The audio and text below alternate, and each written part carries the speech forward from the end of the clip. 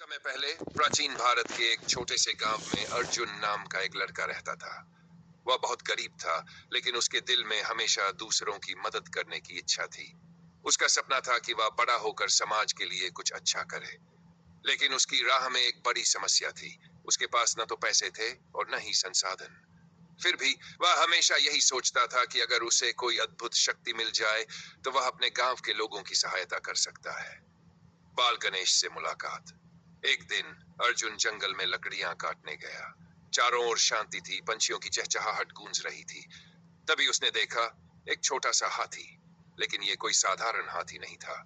उसकी आंखें गहरी और चमकदार थी और उसकी मुस्कान में एक दिव्य प्रकाश झलक रहा था। अर्जुन ने जिज्ञासावश पूछा, तुम कौन हो? हाथी मुस्कुराया और धीरे से कहा, मैं बाल गणेश हूँ, भगवान गणेश का छोटा रूप। तुम्हारे मन में दूसरों की मदद करने की भावना है और मैं तुम्हारी सहायता करने आया हूँ। अर्जुन आश्चर्यचकित था। उसने कहा, लेकिन मैं तो गरीब हूँ, मेरे पास कोई साधन नहीं है, मैं कैसे किसी की मदद कर सकता हूँ? बाल गणेश ने उत्तर दिया, तुम्हारे पास सबसे बड़ा धन है, तुम्हारा निस्वार्थ प्रेम, तुम्हारा साहस। अगर तुम सच्चे दिल से प्रयास करोगे तो मैं तुम्हारी मदद करूंगा। अर्जुन की आंखों में उम्मीद की किरण जागी। वह बाल गणेश की सीख को अपनाने के लिए तैयार हो गया। अर्जुन के कार्य। अब अर्जुन को एक दिव्य शक्ति मिल गई थी, लोगों की मदद करने की शक्ति, और उसने इसकी शुरुआत अपने गांव से की। बुजुर्ग महिला की सहायता। एक दिन उसने देखा कि गांव की एक बुजुर्ग महिला अपनी बकरी खो चुकी थी। वह बहुत परेशान थी और अकेले उसे ढूंढने में असमर्थ थी। अर्जुन ने बाल गणेश की शक्ति का उपयोग किया और जंगल में ऐसे निशान बनाए कि बकरी खुद ही वापस अपनी मालकिन के पास लौट आई। बुजुर्ग महिला की आंखों में खुशी के आंसू आ गए। भगवान तुम्हारा भला करे बेटे, उसने अर्जुन को आशीर्वाद दिया। अर्जुन ने नम्रता से कहा, यह सब बाल गणेश की कृपा है। बच्चों की शिक्षा। गांव में कई बच्चे थे जो पढ़ाई में पीछे थे क्योंकि उनके पास किताबें नहीं थीं।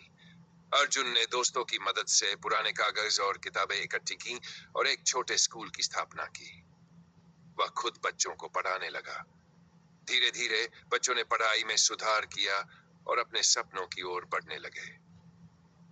गांव में जल संकट। गर्मियों गांव में पानी की भयंकर समस्या हो गई। कुएं सूख गए थे और लोग परेशान थे। अर्जुन ने गांव वालों को संगठित किया और जल संरक्षण के उपाय किए। बारिश के पानी को संचित करने के लिए टंकियां बनाई गई और जल संचयन के तरीके अपनाए गए। कुछ ही समय में गांव में पानी की समस्या हल हो गई।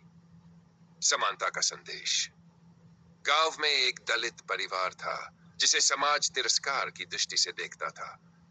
अर्जुन ने उनका सम्मान बढ़ाने के लिए लोगों को समझाया कि हर इंसान समान है। धीरे धीरे गांव वालों की सोच बदली और वे उस परिवार को अपनाने लगे। अर्जुन का रूपांतरण। बाल गणेश के आशीर्वाद और अर्जुन की नेकदिली से पूरा गांव बदल गया। अर्जुन अब सिर्फ एक गरीब लड़का नहीं था, बल्कि एक नायक बन गया था। बाल गणेश ने मुस्कुराते हुए कहा, देखा अर्जुन, असली शक्ति साधनों में नहीं बल्कि सच्चे मन में होती है।